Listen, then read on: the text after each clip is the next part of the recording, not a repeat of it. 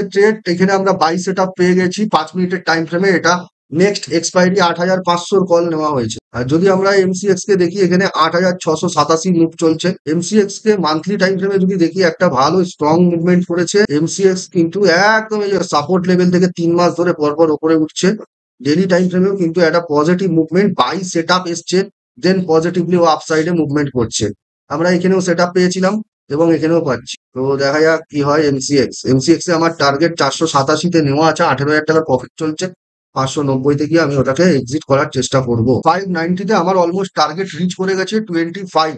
After Y set up no sell set up, exit এখনো দেয়নি। ও 519, এটা প্রিমিয়ামের চার্ট। 8,500 কল, 599, 600 লেভেলে চলছে। এবার আমি কি করবো, 560 সোজা ওয়েতে আমি 580-তে তুলে দেবো। 20 পয়েন্ট করে ওকে গ্যাপ দেবো আমি।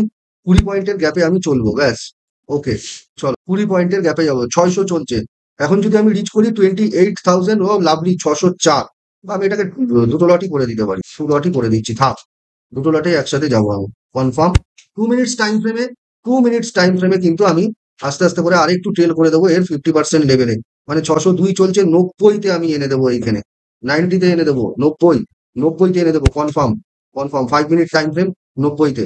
চলো 29,000 চলছে, 605 চলছে, একটা ভালো মোমেন্টাম নিয়ে চলছে।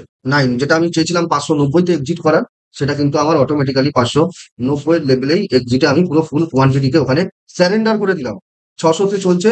এইবার যেটা পাবো আপরে আস্তে আস্তে যাবে সিস্টেমেটিক্যালি। 2 মিনিট টাইম ফ্রেমে নেক্সট ক্যান্ডেলটাকে আমরা একবার দেখবো। এখানে নেক্সট ক্যান্ডেলটা কিন্তু এই লেভেলেই রয়েছে, এটা পজিটিভলি মুভমেন্টে রয়েছে। তো দেখা যাক কি হয়। দেখুন এখানে একটা 2 মিনিটে গ্যাপ আপ 600। এইবার আমার কাজটা হবে হচ্ছে এই যে 2 মিনিটের ক্যান্ডেলটা আছে, কারণ প্রাইস একটা আপসাইডে ভালো মুভমেন্ট নিয়েছে। আপসাইডে মুভমেন্ট, একটা তো কারেকশন ঝটকা আসতে পারে। তো এই জায়গায় গিয়ে আমার রিস্কটাকে মিনিমাইজ করে দেবো।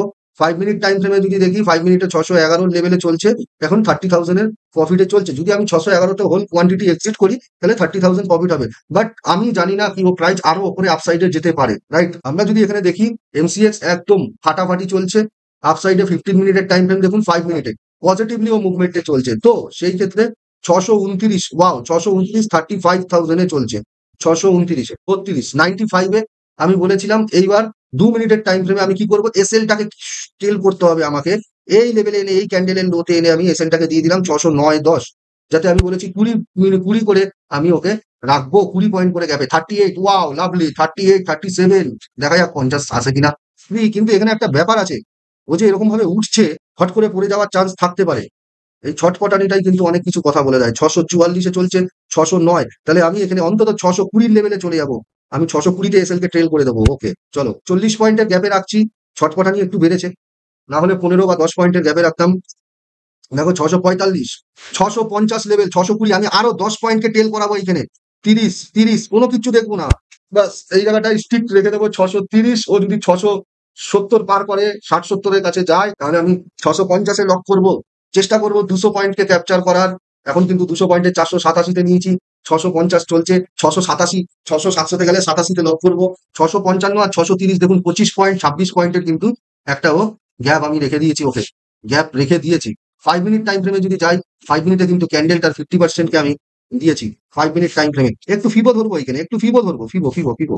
ওয়াও, ফিবো ধরবো 61.8%। দেখবো 61, 70%, 61.8% এই লেভেলে আসছে। যেখানে 628-এর লেভেল, আমি 629-এ এসএলটাকে দিয়েছি 61.8%। ও, আমার প্রফিট বুকিং ডান, প্রফিট বুকিং হয়ে গেছে। এবার দেখুন খেলা শেষ, পড়ে গেল। হ্যাঁ, এখানে এবার পড়েছে 600। ওকে, চল দেখো পড়ছে, দেখো। কারণ ওই যে মুভমেন্টটা, এটাকে ক্যাপচার করতে হবে। এটা সব হাই সেটের উপরে।